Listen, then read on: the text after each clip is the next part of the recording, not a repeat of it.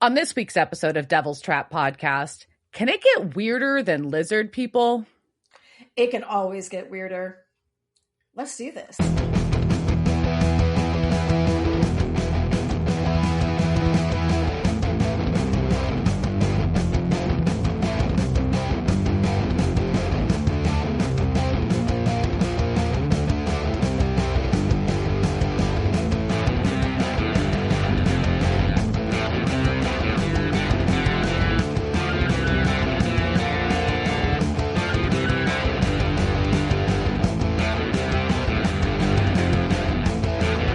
Welcome to this week's episode of Devil's Trap Podcast. I'm Diana.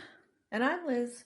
And we're going to talk about season 12, episode 15, Somewhere Between Heaven and Hell. Which is the title of a Social Distortion album, which according to the Supernatural Wiki is the reason for the name of this episode. And I don't know if I believe that. I will say, however, that Social Distortion is going on tour with the Descendants, and I wasn't going to go to it, but the Descendants, so I don't know. I don't know. It's Austin, so it's so it's not here, but yeah, it's in Dallas too. But I'm just glad Mike Ness is okay and playing again. Good for him after his health issues. Yeah, but he's kind of like, the only time I met him, he was kind of mean, and he's kind of, I want him to not be an asshole, but I have heard too many stories, so I think, and the last few times I've seen Social D, the show is really good, but it's not spectacular. I would go see the Descendants again. I mean, I would always go see the Descendants. I was kind of uninterested, but the new single's actually really good. Yeah, I haven't checked it out yet. Bothered to listen to it. Dave played it for me, so I was like, okay, that's cool. But, on Evil Spotify, who we also love because Spotify, our podcast is on you. So yes. I both love and hate you, and I also use you for too much. But it has been suggested in my new material, obviously. Like, of course, you should listen to this, but. Clearly. Like I said, I have a long parasocial relationship with that band, and so sometimes you've just seen bands enough. Yeah, that's fair. Like, it's like and you want to hold on to where you saw it. Yeah, and it's like he wasn't the old man grabbing his balls quite then, like, and I've seen enough old men grabbing their balls. Yeah, that's always fun. No. Yeah. Pass. Oh, goodness. Rock and roll, man. Rock and roll. Oh, yeah. Well, what have you been up to? Anything fun? My mom's cat finally came into the living room by herself today, so that was very exciting. So for the longest time, these poor, and I'm going to say something that's going to sound really bad, but I've had these two cats that were kept to a part. Basically, they had a wing of a house. And they had a wing of a house because there were dogs on the other side of the house. And the owners of said dogs were supposed to help me transition the relationship so the cats could leave that wing. They never did, but the dogs are gone. And now the cats don't want to leave the wing because the rest of the house, I think, smells like dog or something of that sort. So I've been slowly giving exposure therapy to the cats, meaning I'm against their will, picking them up and carrying them to the other parts of the house. And one of them, the girl cat, finally got really brave. She got brave and she walked out into the living room by herself today. So it was a big step for her. I'm like, wait till you figure out there's an upstairs. And to be clear, the dogs safely were rehomed to where they needed to go. The dogs with their are still owners. With their humans. Yes, to be clear. And the cats were sequestered, and they just are scared of leaving their sequestration. Yes, they have a giant space where but they're too cozy, and I would just be feeling that they're territorial. And to get to the other side of the house, they have to go down a long, dark hallway. I think the hallway also is kind of intimidating. So, but we've been doing little walks down the hall. Sometimes I get her to walk down the hallway with me, just, so that's how I've been spending my time, is trying to get cats to cat training. I've been cat training. We all have to have our callings. Yeah, it's important. And what about you? I've been spending my time redoing our sunroom. So I decided to repaint and put up some new wallpaper because that's what I decided to do with my time instead of getting it done. But yeah, it's been a fun project. it's not. I'm excited about the results. Let me put it that way. It's done. And like I said earlier, you are not divorced.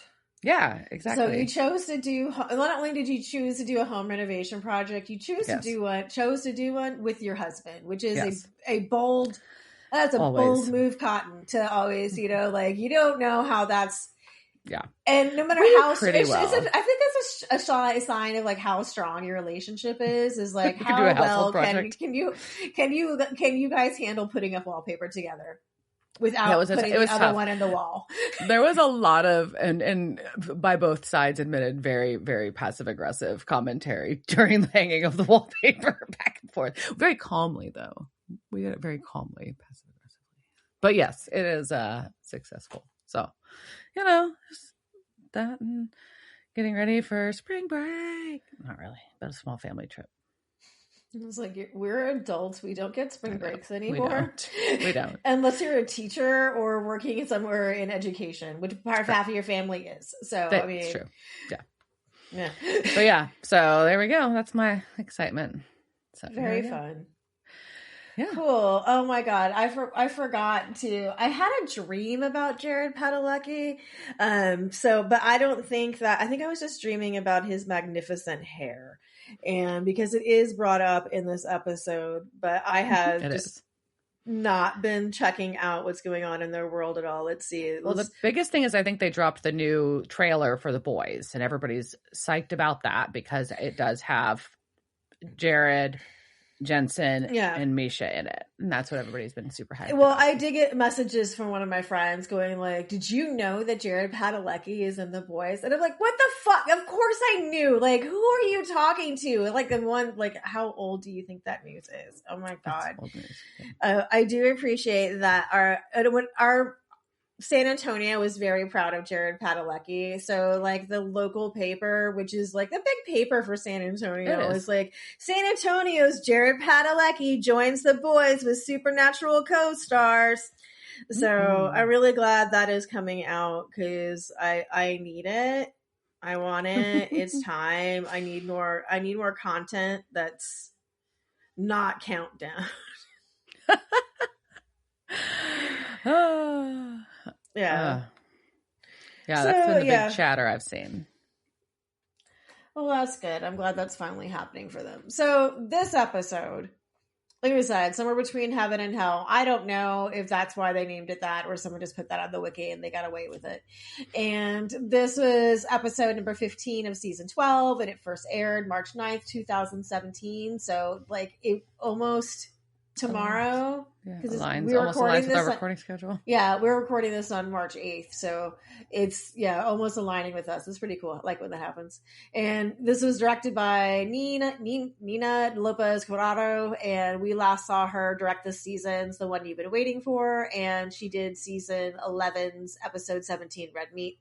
And it was written by Davey Perez, and he wrote, oh, God damn it, I don't want to say it because it's going to get stuck in my, so both of these are going to get stuck in my head. So maybe it is.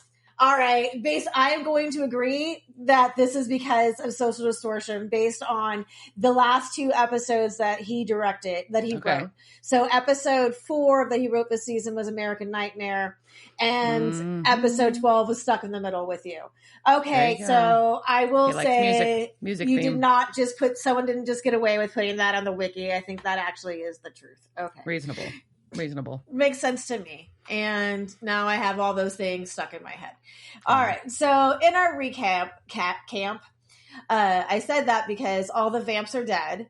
Yeah. And we get BMOL, pick a side, a reminder about hellhounds, and that was going to wear my hellhound shirt today. God damn it. I thought about it when I was doing the episode. It's in my closet. I meant to pull it out, but all right. We get reminded about hellhounds. Yeah. Hellhounds are pets of Crowley. We get reminded of Crowley's bad plan. The spawn of Lucifer exists. There's somebody named Dagon that we're going to meet more of. There's the cult, and that Sam is in with the bad guys. And that's our recap.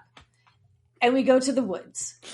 Yeah, in Sheridan County, Nebraska. And there's a couple camping, and she's cutting wood, and her boyfriend, so this is Gwen, and her boyfriend Marcus wants her to watch a video of a bear attacking people camping. I'm like, this is not what you watch when you're camping, sir. And she calls out that we're supposed to be. And also, like, what kind of signal are you getting? Where are you camping that you get that enough? Did you download the bear video, or are you actually just not camping so far away that you can just get a regular cell signal? I call you out, Marcus. Well, apparently he had this one, and he really wants her to watch the video, and she's like, no, we're supposed to commune with nature. And he's like, I thought we were going to commune with nature and get naked and do weird stuff. And she's like, well, not that weird. But, apparently we find out their backstory is they're a couple, and she has been accepted to school in a veterinary school in Washington. So they're going to try to do the long distance thing. And they both seem kind of sad about it. So he goes to look for more firewood. And while he's doing it, he is practicing his proposal, because he's going to propose to her in the woods, and she accidentally finds the ring box while he's gone, which is very sad and sweet. And then something is stalking him that's invisible, and it's real scary. And then all of a sudden we see him running back to the campsite, yelling for her to run. And it is shot. This is such a cool scene. I hate to say that about like someone like dying, but it's a really cool scene with the hellhound attacking him and killing him, being invisible. And then the paw prints in the mud. It's so cool. It is, except for the fact that that little bitch Gwen hits my puppy with an axe. Man, and she's trying to eat her.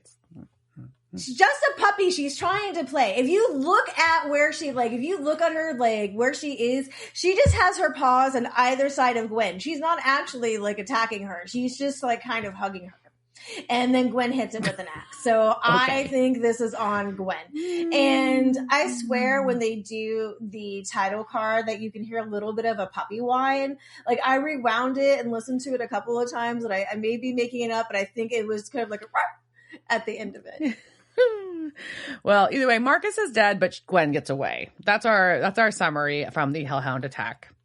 And so we cut to the bunker with Sam and Dean. And Dean is covered in blood and goo and is carrying a very specific weapon. He is. And he is saying he loves this thing. And what he's holding is a barbed wire wrapped baseball bat that looks just like the weapon that John Winchester carries in The Walking Dead when he plays Negan. Yes. So, cute. And nice crossover. It's a nice little crossover, and I can neither confirm nor deny that any of my friends have ever owned or used such a thing. Okay, so Dean is this happened also in The Walking Dead. Dean is covered in gore from a ghoul, a wraith, and I don't know why it says that, but so he gets covered in gore. I guess. And he's a piece of siren in his hair. Yeah. Ew. Ew. But Sam doesn't want to on the what's more is that he flings it on the floor. Like, Sam, he picks it out of his hair, which could be satisfying, and then he flings it on the floor. Yeah. And Sam's like, you need to bathe and change your underwear. And he's very specific about how many days Dean has been in the same boxers. This is how you get scabies. So he's been wearing the same. So Sam says he's been wearing the same pair of boxers for 4 days, and Dean says, "Well, you can do the 2-2 rule because you can flip them inside out and you get an extra day on it." And that's not how that work. I hate fucking boys. All right, yes. So Sam's phone dings, and he's like, "It's another case." And Dean's like, "Oh, we got another one." And Sam makes up this. Well, we know that he's making up that he's basically made an algo that is scraping the news sites for weird things, which really honestly doesn't sound that hard to do. Like, you're just basically doing an alert on a search, and you're like, yeah, okay, yeah, I can actually see this happening. Why are you just thinking of this now? I bet with AI, if they were doing this now too with AI, they could probably really do it well. Do Chat GPT. How do I? So Charlie should have thought of this a long time ago. But anyhow, So Dean's brain bleeds because of computer. But he's like, monsters, porn, anything they can't do. Oh, Dean. But either way, we've got Sam convinces Dean to go bathe before they go anywhere else. But Dean is going to use Sam's fancy shampoo. Which is how Sam's hair is so glorious. Correct. All right, so we're going to go to outside Sheridan County, and they both pull up. They pull up, and they're both on phones. Yes.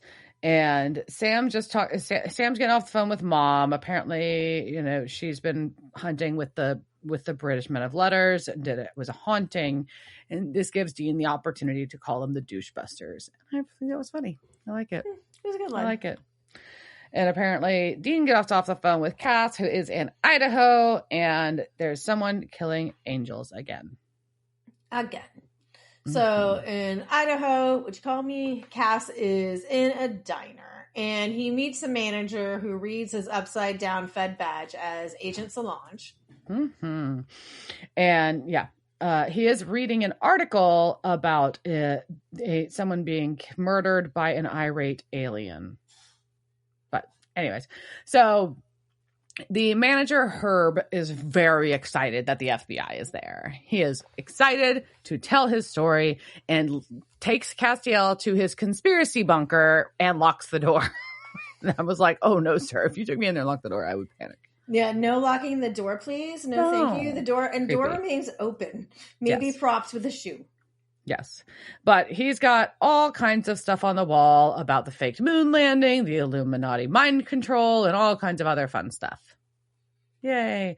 So, and he is convinced that Sarah, his waitress that we saw before, she was the real bitchy waitress to Kelly, that she was killed by aliens, and he can prove it. They were not just aliens, though. They were reptilians. Yes, like the Queen of England. And he can prove it. And we're going to talk about reptilians. And it is lore, and that's what we're doing today for lore. We're talking about reptilian conspiracy theories and lizard people.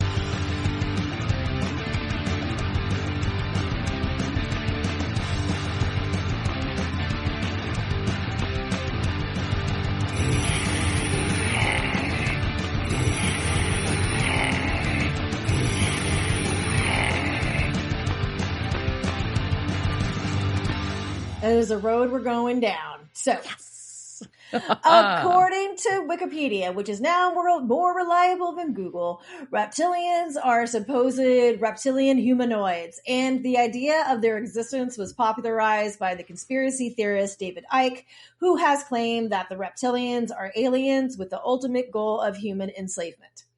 Although David Icke brought widespread attention to the notion of reptilian humanoids, the concept itself really predates his existence.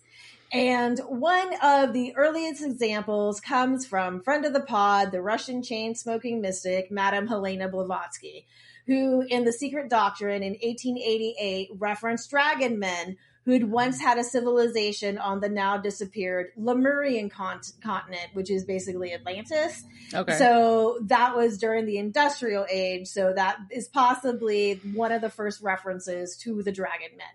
The first appearance of serpent men in pop culture is attributed to Robert E. Howard's The Shadow Kingdom, which was published in the magazine Weird Tales in 1929. And a lot of people have made connections between Howard and Blavatsky's dragon men. And turning back to David Icke, because we have to, unfortunately, the once footballer turned semi-cult leader first shared his reptilian theories on BBC in 1991. His audience can run the spectrum across political lines. A 2000 article by Tyson Lewis and Richard Kahn noted how both ultra right-wing conservatives can be seated next to like a 60-something UFO buff or a New Age Earth goddess at one of his talks, right? And he's filled up like Wembley Stadium and shit. And he'll talk for like 11 hours on this subject. And he is just like, he is prolific as fuck. He has written over 20 books since the 1990s. And it's a lot of books, but his writing has also been called an homage, or I would say homage being you maybe stealing. I don't know. But we'll say homage to the writer / quote unquote cuneiform translator Zecharia Sitchin, who claimed a race of extraterrestrials from the planet Nibiru created the ancient Sumerian culture. But both Sitchin and Icke claim that humans are actually the result of a genetic experiment run by the aliens known as the Anunnaki. Damn it, I watched some stupid show, like, I had to, like, watch how they pronounce that word, and I'm probably saying the aliens wrong, and lizard people are going to punish me for it. That's how you know I'm not a lizard person. I don't know how to pronounce our lizard species. That's fair. Species. So, according to Icke, the Anunnaki from planet Nibiru or planet X came to Earth looking for gold. When they found it, they crossed their DNA with humans to create workers to mine the gold for them. Then they stayed shapeshifting to hide their identities, but secretly still running the world, feeding off of human energy, particularly that of children. Also, the moon is an artificial construct. It's a hollowed out space station from which the Illuminati are creating a matrix-like dystopian society for us to live in. So we are currently our reality is being projected from the moon, and we are in, none of this is real. This is all the matrix. So I think once you start like doing like Neo shit, then you get out of the matrix. I think that's one of the things. But is there a pill somewhere you take in that? I think it's like a red pill or something. Yeah. So for proof that this is real, you have to look at the fact that we have lizard brains, right? And in the most primitive area of the human brain, we have the brainstem and the cerebellum, and they are very similar to a reptile's brain in that it controls the body's function like heart rate, breathing, body temperature, and balance. It's also home to our fight or flight instincts and our desires to eat and have sex. But of course, that isn't all that makes up a human brain. We also have a mammalian brain, which is the limbic system, the neocortex, which we share with primates. So if you say, you know, as much as I joke about my lizard brain, there are other parts of us, which is why, you know, we're not, let's say, okay, but anyways, we do have reptile brains.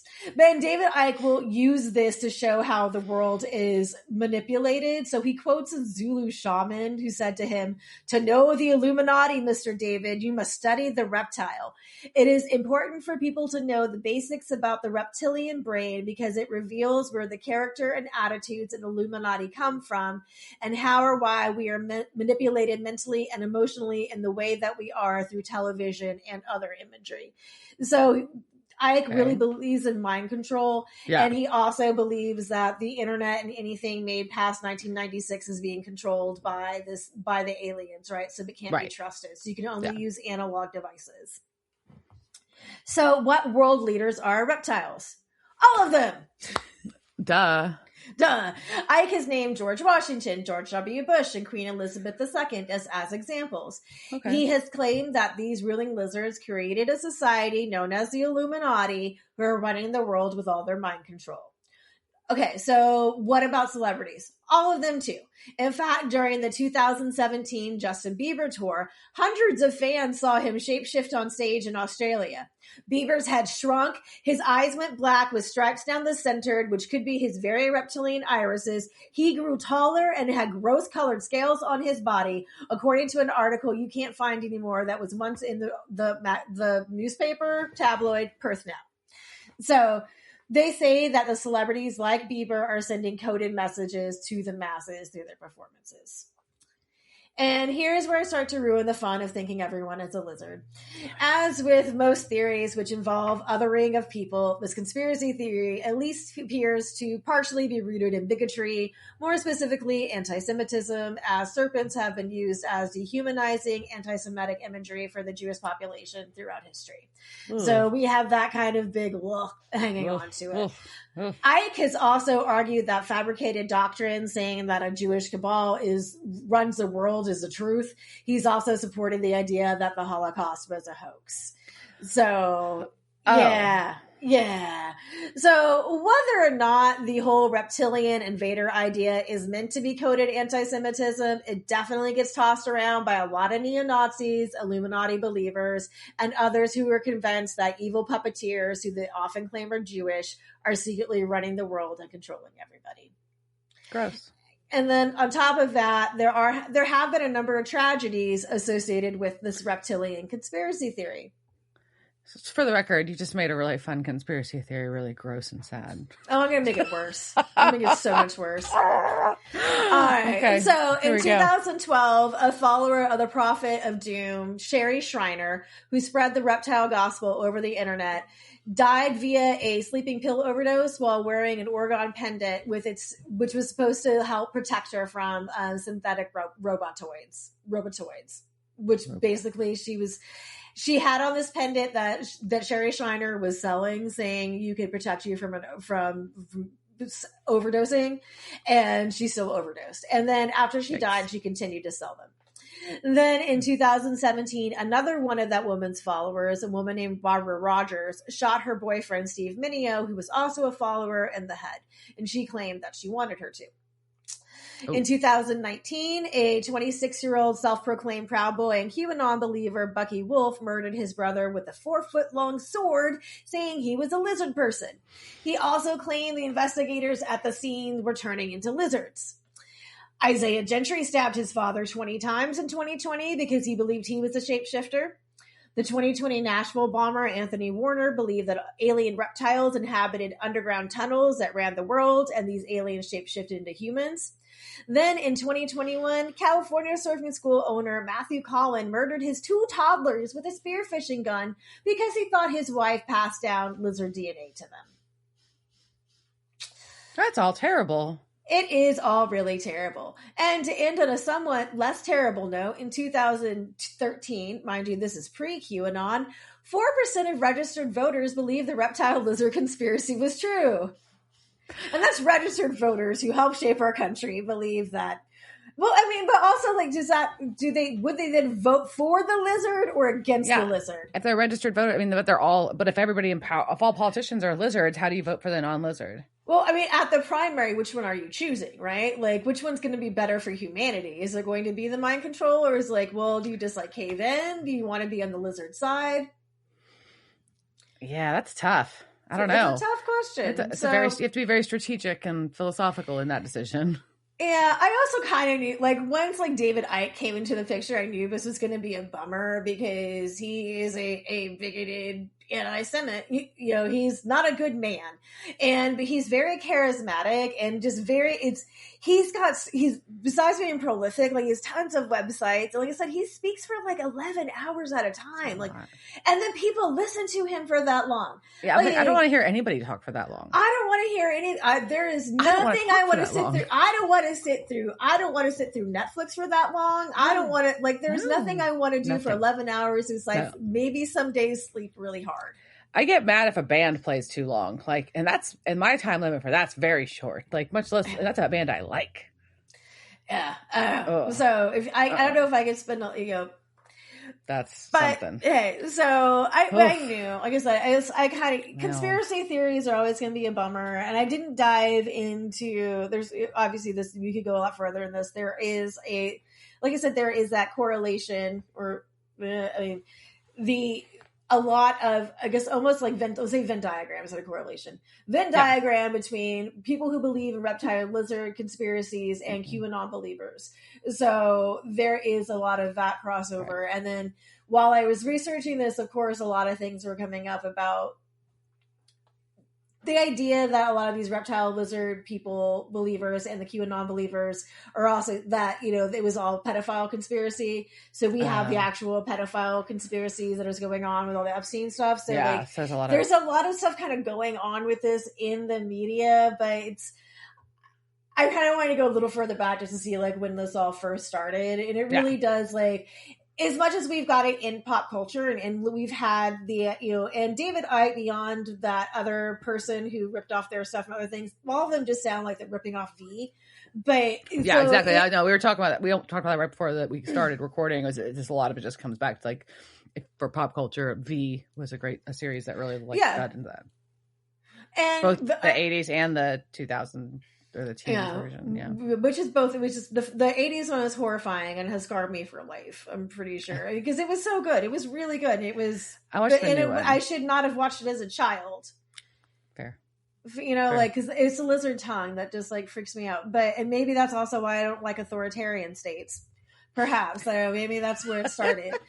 But it's so like the pop culture history of shape because we.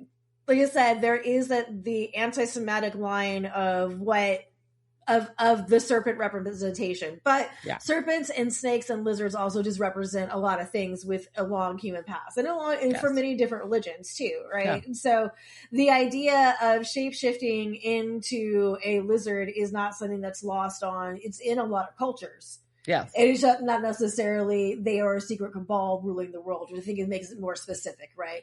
And that they're aliens. I think once you start going into like that's a whole different. We've got a whole different narrative than just worshiping like a snake-like deity crossover.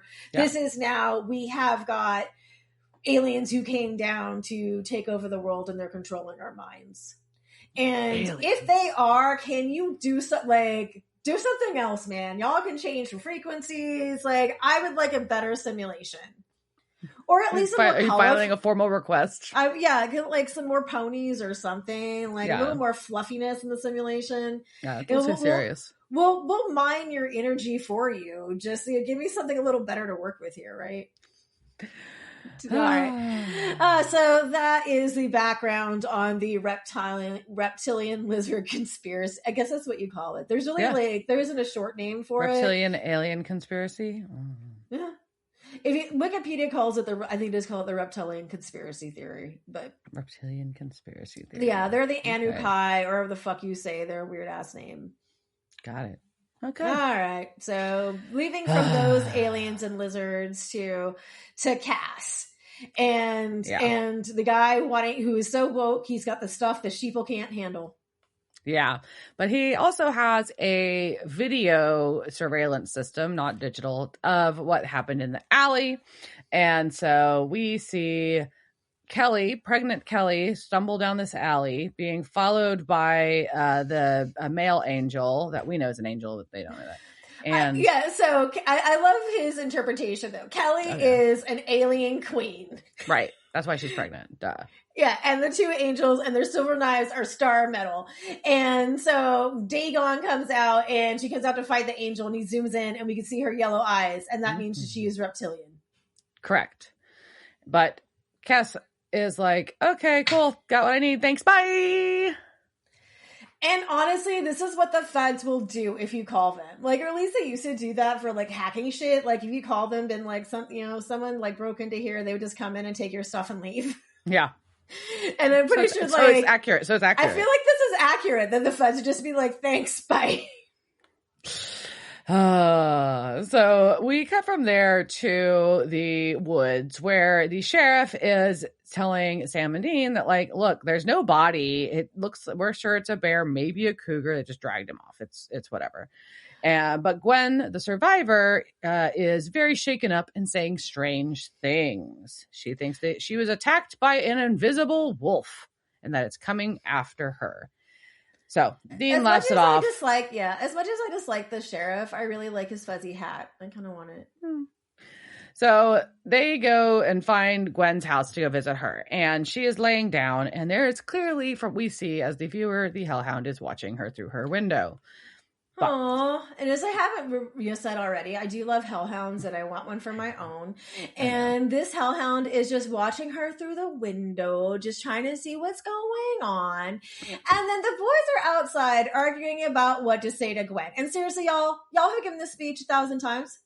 Yeah, but now they're saying they want to lie. They don't want to give her the real talk. They want to lie to give her some peace. They've lied 1,000 times. Well, how many times have they faked being feds, going to someone's door? This is season 12. True. You know what to say, sir. You should be good at this. Well, but they come to the conclusion that there's no way that this wolf's coming after her. So because that wouldn't make sense. So obviously the boyfriend made a deal with a demon, and now it's just now they're confused. The wolf got confused, and that's it. Or hound got confused, and that's it. So they're trying to go in, and the hellhound sneaks in with them when she lets them in. What a smart little puppy. And they introduce themselves as Baker and Clapton. Yeah. Not as good as Solange. And so they tell her they found it and that it was a bear, and they put it down. And then we go right into a very good, I know what I saw. I saw. Pissed. She is pissed. She knows what she saw, and they need to get out. But so she finally gets them to leave, and the hellhound is stalking her through the house. And finally she realizes it's there, so she starts running, and it attacks her. We get a really good cut of the claws ding into the floors. Again, they're not on her, they're just in the floor. They are on either side of it's very expensive damage that she's doing to those floors. But she could have put her claws in her. She's not. I think she's just playing. Right? And so then the guys jump in and they shoot the poor dog. I'm so glad this is invisible because I don't want to watch dogs getting shot.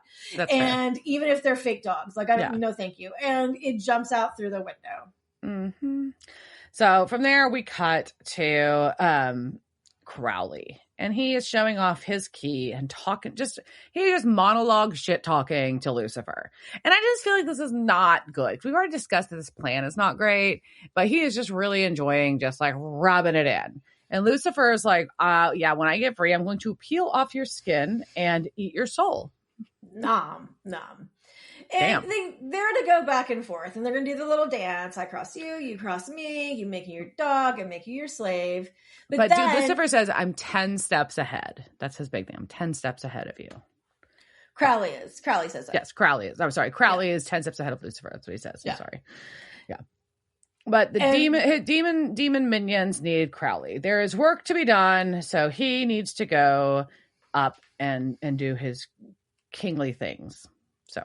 So he's going to put Lucifer in, basically, it was like, it's a bridle or a muzzle. Later we'll see it's like it's a horse's bridle, which I really hate. And so the minions tell him that not only is he late, there are 410 crossroad deals that need his approval, and there are 638 other items that need his immediate response. That's a lot. It seems like a lot of stuff to deal with. It seems like a lot. Like, think about like if that was like your inbox. Ugh. That'd be upsetting. Okay. It would be. So Sam is explaining to Gwen about hellhounds and that it was a hellhound. And Dean's like, yes, it's a giant invisible hound from hell. And she's like, you're not cops. They're like, no, we're not cops. But either way, Dean's now Sam finally is like, okay, I have a line now. I have this down. I've said this before. I'm Sam. That's my brother Dean. We hunt monsters. Yes. And Dean's like, oh, well, Goof or Dust can keep him out, and a demon knife or an angel blade to kill them. She's like, look, I know what I saw. And Sam's like, look, this is kind of awkward, but they really only attack people that sold their souls. So did you or Marcus maybe do that like 10 years ago? Did you want a Hello Kitty backpack or death of an enemy? Come on now, girl. You got to fess up. And she's like, no. So they're like, okay, well, we know who to call. Ho, ho, ho. So at Crowley's, we're going to get an SPN word problem. So Awar, a rank 3 demon, claims to have had 6 babies. But then Morax, a rank 2 demon, then took his babies, which would then leave Awar with how many babies? 4 babies. And that's not enough babies for a decent meal. I also just enjoy like the idea of like demon school and like them having to do that in their SATs. Like, how many babies does Morax have left? Well, solve for Morax. Crowley's phone rings and it says, not Moose. So Dean has called Crowley and calls him Peaches. He calls Crowley Peaches. But basically, Crowley's pissed because they sent his son back in time to die. And they're like, look, that was his idea, but also we need your help with some hellhounds. And so Crowley's like, asks his minions, he's like, wait, what happened with the hellhounds? And he's like, oh, one got out. He's like, okay, well, kill the person watching the cattle. Ramsey has got out. Yeah. And Crowley's like, you need to kill the guard. And then he poofs and he appears in Gwen's house. Yeah, and while he's talking on the phone, though, and it's like talking about having the kennel guards killed painfully, Dean is just making a blah, blah, blah sign with his hands. I'm like, you guys are just like, okay with Crowley just being like, we're just going to kill all those people. And you're just like, blah, blah, blah. That's how far we've come, Mr. Winchester. Okay. Yeah. So we go to Sherman's diner where Cass goes in the alley and meets a very attractive angel. Yes, his name is Kelvin. And you also appreciate several shows I watched, Kelvin. so we'll get there. But yeah, and he wants to team up to find Kelly. So yeah, and her unholy bun. But back in Gwen's house, Crowley's like, "Look, it's not just any hellhound. This is the hellhound, the first hellhound. When at creation, God wanted to make the creator's best friend, and then it was a little too aggressive, so." He was going to put it down, but Lucifer rescued Ramsey. What the fuck, God? Like, you can't train a dog? Like, you're God. Like, weird. You made something... Okay, it was just like... This just seems like bad dog ownership to me. Like, you just need to... Like, it's not the dog's fault that she's aggressive, sir. I think it's a way that... What were you training her to do? By God's best friend? Were you by... I don't know. Like, were you trying to fight her or something? What was God's best friend? I don't trust you, God. Anyways. So, he was going to put down his puppy. And Lucifer is the one who rescued them. Lucifer. And now Ramsey is loyal only to Lucifer. And Gwen's taking this all in. And she's just like, wait, what? She can be controlled by Lucifer. She can be controlled, right? So that means she has hope. She's not a lost cause, not just a dog to be shot in the air for no reason, right? But we don't have to worry about Lucifer because Lucifer's locked in a cage. Sure. And they're like, well, then why is Ramsey after Gwen? And then she's like, well, I hit it with an axe. And Crowley says, bitch does tend to hold a grudge. And then he wants to mount her head on a wall. Yeah, because it'd be good for his brand. Oh, boo. Don't like that. So then Dean says, just when I think this gig can't get any weirder. And Crowley replies with, it can always get weirder, which is the title of my next sex tape. There we go. So in the meantime, while Crowley is up hanging out with Sam and Dean and Gwen, our demon minions have located Lucifer. And one of them, Thomas, kneels and is like groveling. And the other one's like, I knew all along.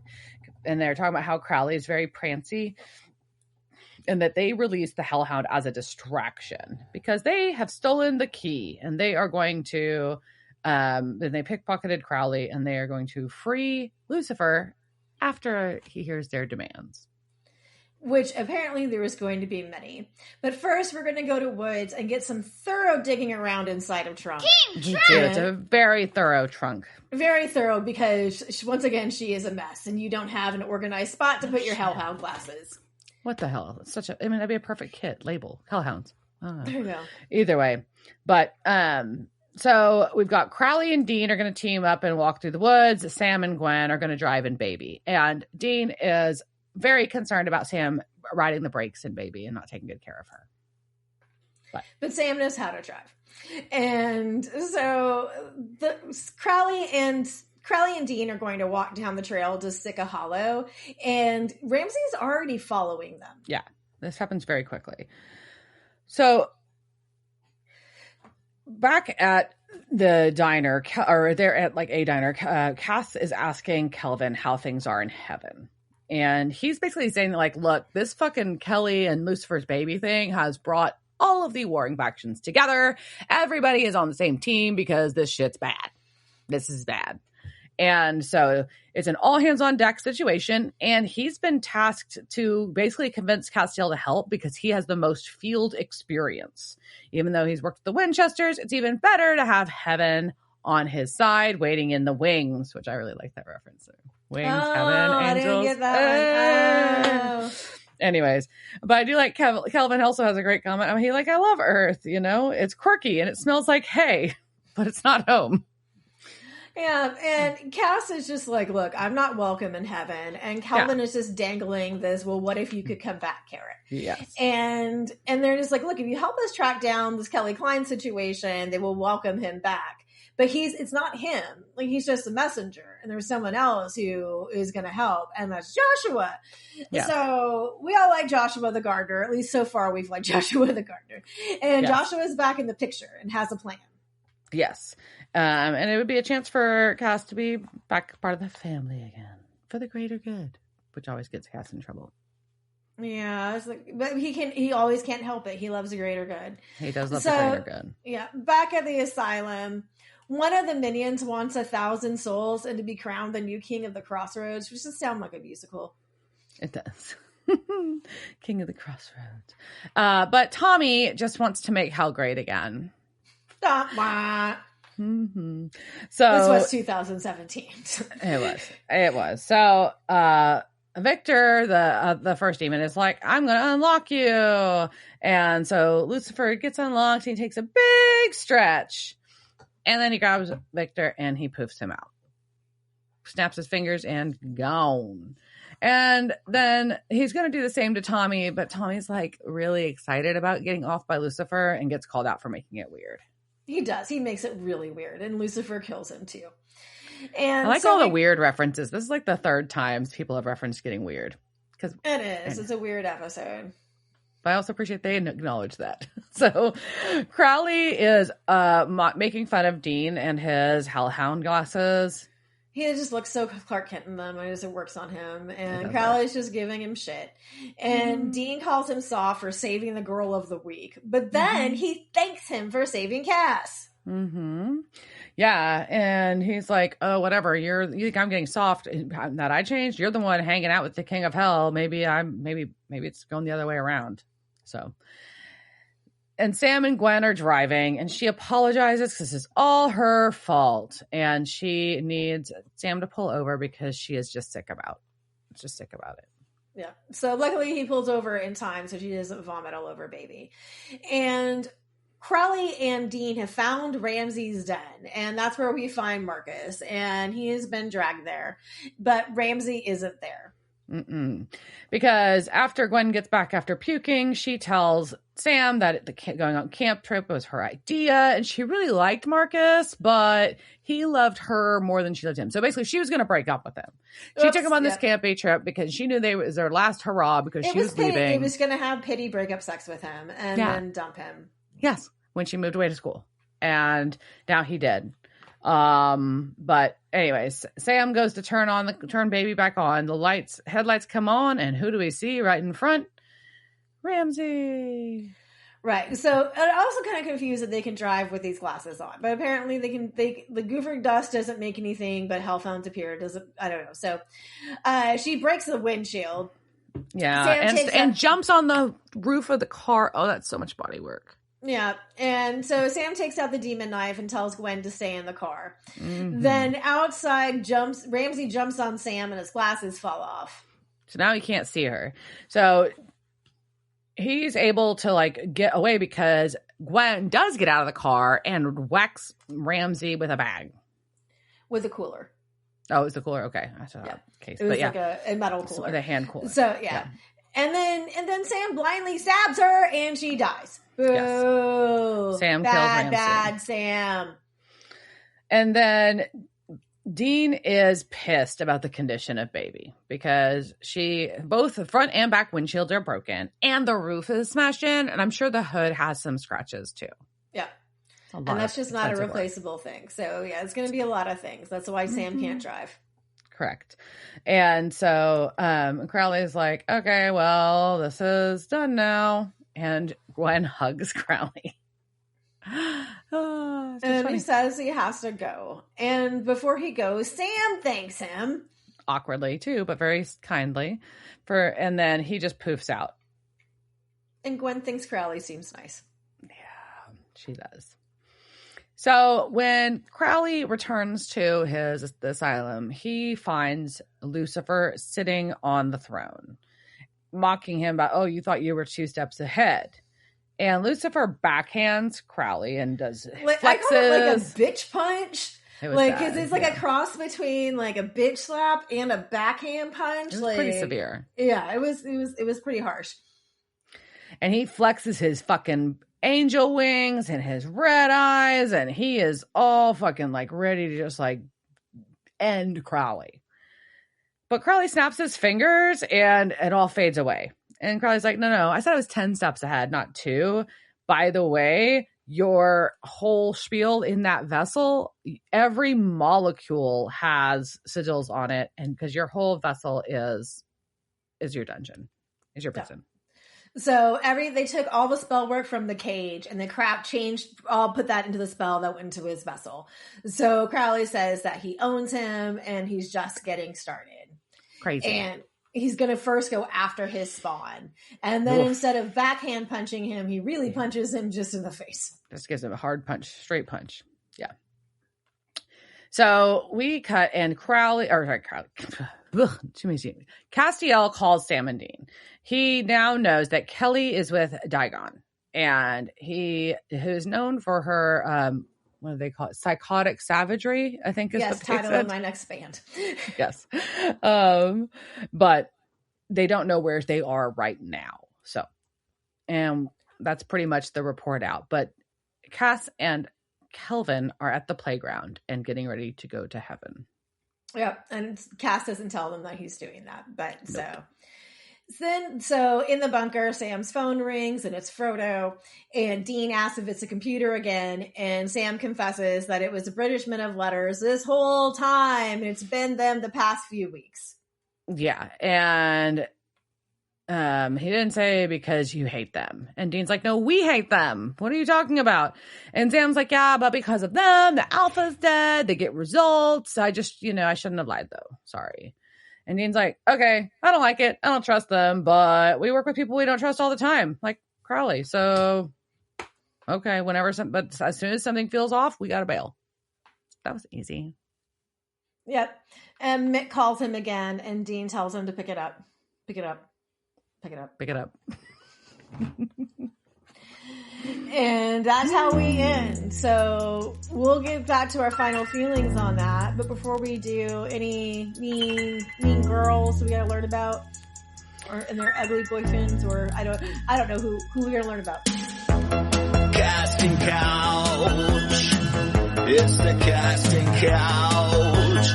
Were they on that show that time with that guy? La la la la la la la la la la la. So first is Gwen. It's Angelique Rivera. She is Amanda in the movie Eat Brains Love, and Evie in American Crime. It's a repeat character on that series. Marcus was played by Connor Patton. He's been in episodes of iZombie and Riverdale. And he is the recurring character Tyler in the series Happy Face. He also played Lance Bass in Brittany Ever After.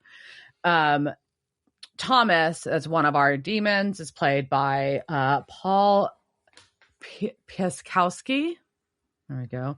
He's been in episodes of Arrow, iZombie, Big Sky a few times, Nancy Drew a few times, Yellow Jackets and The Good Doctor.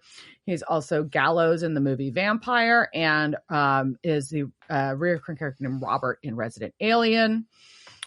Victor, our other demon, is played by Mark Sr. He's been in episodes of Arrow, iZombie, The Whispers, and Magicians. He's a repeat character named Mr. Vaughn in Grease, Rise of the Pink Ladies. I'll save the best one for last. So Herb Nelson, no offense to anybody, but Herb Nelson is played by Gabe Kauth. He unfortunately passed away in 2019, but he was in episodes of 21 Jump Street, MacGyver, Fringe, iZombie, Series of Unfortunate Events. He's Patrick in the original It, Rodney in Ernest Goes to School.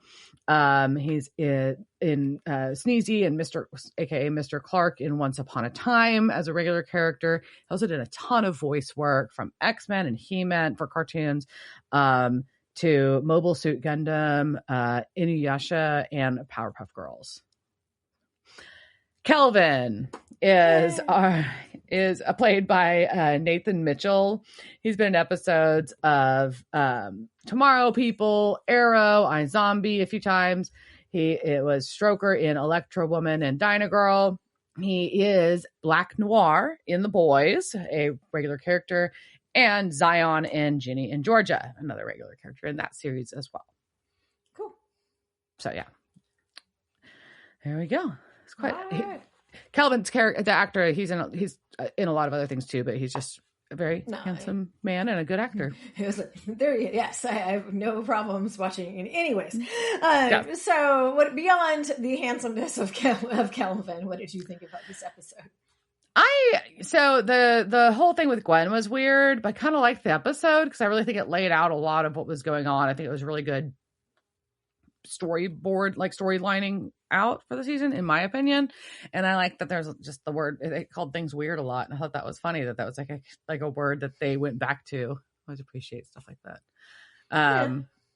But yeah, I was intrigued because you were kind of like, oh, Crowley's fucked, and then you're like, oh, he's not. Okay, he was ahead of the game. I'm kind of impressed, Crowley. You really were 10 steps ahead. Yeah, but because we know where the storyline is probably going, just because it's Lucifer, but at least Crowley's getting some wins in now, which and makes you root for Crowley, right? Who are you going to root for? You're going to root for Lucifer, sure. right? So it kind of forces you to pick a side. It does, and then you're rooting because he's actually, because like you're like, oh man, this is the worst plan ever. It's so dumb, and then you're like, oh okay, maybe he did have he has a plan. He has a plan. Still don't know if it'll be good, but You know. No, maybe you should stop taunting people so much. It's never a good idea. No. And then I think that, you know, I thought it was really interesting that, but I also kind of get where Dean's mind was at. I was so like, there's no way he'll go for the British men of letters. I'm like, okay, I guess he did make a good point. He's like, we work with people don't trust a lot. Yeah, fair. Well, and at least they didn't drag out. I mean, apparently they didn't drag it out through the show. So they had like 3 weeks of lying, Sam like getting intel from the British men of letters. But apparently they've been getting a lot of hunts from them. Yeah. So Dean likes that. He likes staying busy. Yeah. He likes killing things. And so, but we're, at least said, you know, at least they're acknowledging that they're bad guys and they know, I mean, sort of what to look out for, I guess. Yeah. Agreed. Oh, any other thoughts? No, that's all I got. All right. Cheers, Dirk. Cheers, bitch. Devil's Trap Podcast is a Don't Get It production. Meow. Devil's Trap Podcast is part of the Ship It Studios podcast network. Thanks for listening to this week's episode of Devil's Trap Podcast. You can follow us on Instagram at Devil's Trap Podcast, Twitter at Devil's Trap Pod, or you can email us at devilstrap@devilstrappodcast.com. Don't forget to subscribe, leave reviews, and share with all your friends. We're at all your favorite podcast outlets and at devilstrappodcast.com. I'm Babe. Thanks for tuning in, and we'll see you next time.